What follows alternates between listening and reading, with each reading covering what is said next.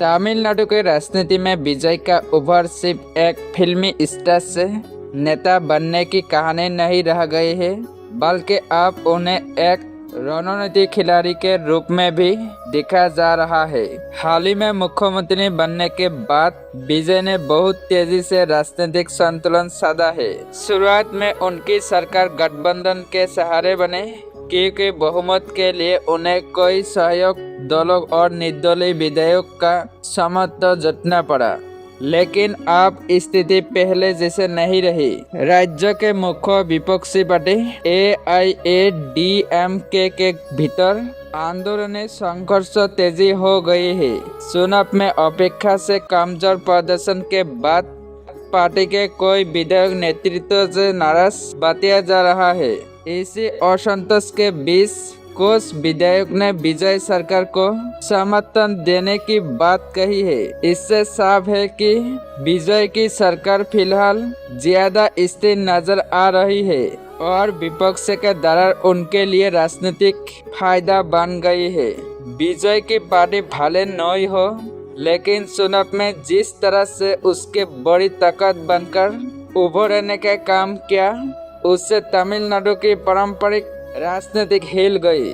दशकों से DMK और AIMDM के बीच घूमती सत्ता में पहली बार किसी नए शहर ने इतनी तेजी से जगह बनाई।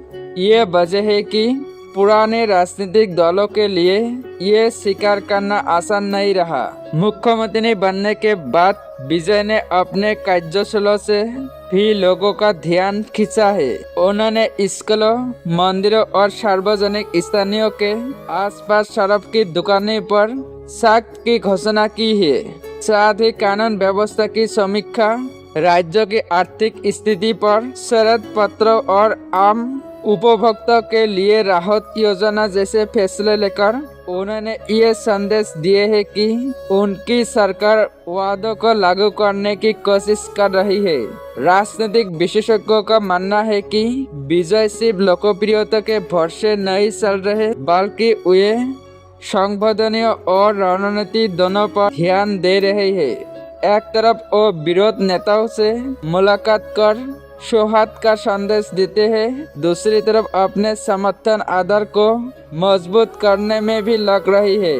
ये वजह है कि कोई लोग उन्हें अब सिर्फ अभिनेता, राजनेता नहीं, बल्कि चतुर राजनीतिकार कहने लगे हैं। दिलचस्प बात यह भी है कि कभी जिन राजनीतिक ताकत के साथ उनका टकराव रहा, आज वही परिस्थितियां उनके पक्ष में जाती दिख रही है। 2013 में उनकी फिल्म थलाइवा को लेकर जो विवाद हुआ था, उसे उनके समर्थक आज याद करते हैं और कहते हैं कि राजनीतिक ने पूरे चक्र पूरा कर लिया है। उस समय उनके सामने विजय को संघर्ष करना पड़ा।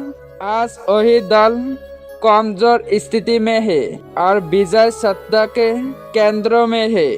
कुल मिलाकर तमिलनाडु में विजय की सरकार फिलहाल मजबूत दिखाई दे रही है। असली परीक्षा आने वाले महीनों में होगा, जब वो साफ होगा कि उनके लोकप्रियता केवल शुरुआती उत्साह से या वास्तव में वो राज्य की राजनीति में लंबे समय का नया अध्ययन लिखने वाले हैं।